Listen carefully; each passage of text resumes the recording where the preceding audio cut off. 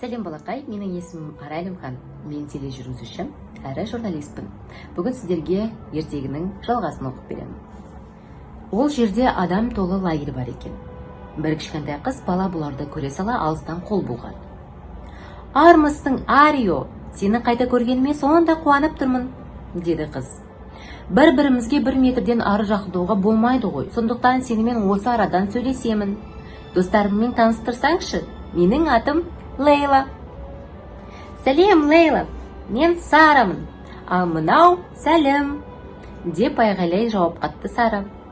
Коронавирустан қорғануға қам жасап жүрген сияқтысыңдар, тағы не істеп жүрсіңдер?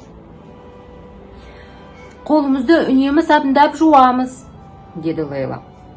Ал жөтелгенде ауыздарыңды шынтақтарымен қалқалайсыңдар ма? Деп сұрады Сәлім.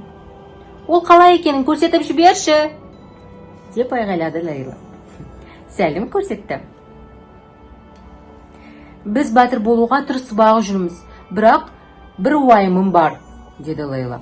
Сендерге айтып берсем бола ма? Біреу ауырып қайтыс болыпты деп естідім. Содан қатты шошыдым. Адамдар коронавирустан қайтыс болуы мүмкін екені рас па? Арио күрсініп, тізесін бүгіп отырды. Я, кішкентай батырларым, бұл өзі бір қызық нәрсе, деді. Кей адам тіпті жағдайы нашарламайды да, ал енді бірі қатты ауырып, тіпті қайтыс болып кетуі мүмкін. Сондықтан да әсіресе қарттарға және өзге сырқаты бар адамдарға ерекше қамқор болуымыз керек.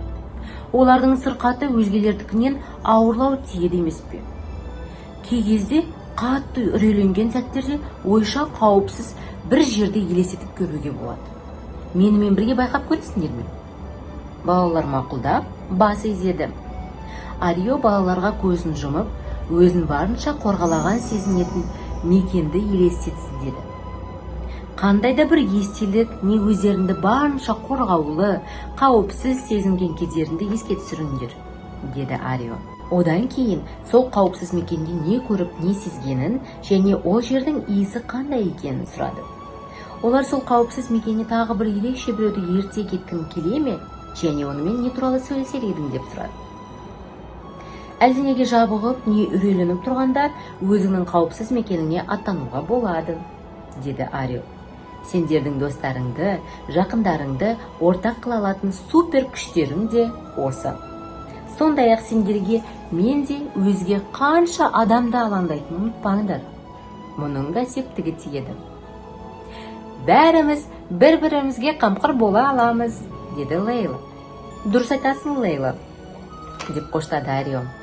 Біз қайда жүрсек те бір-бірімізге қамқор бола аламыз. Бізбен бірге саяхатқа аттанған келе ме? Лейло Ариомен және жаңа достарымен бірге саяхатта аттанатын болды.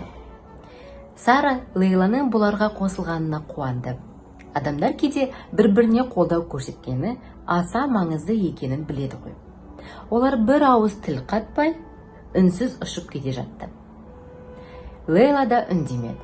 Ол жаңа достары оған алаңдайтынын, оған қамқор болатынын білді.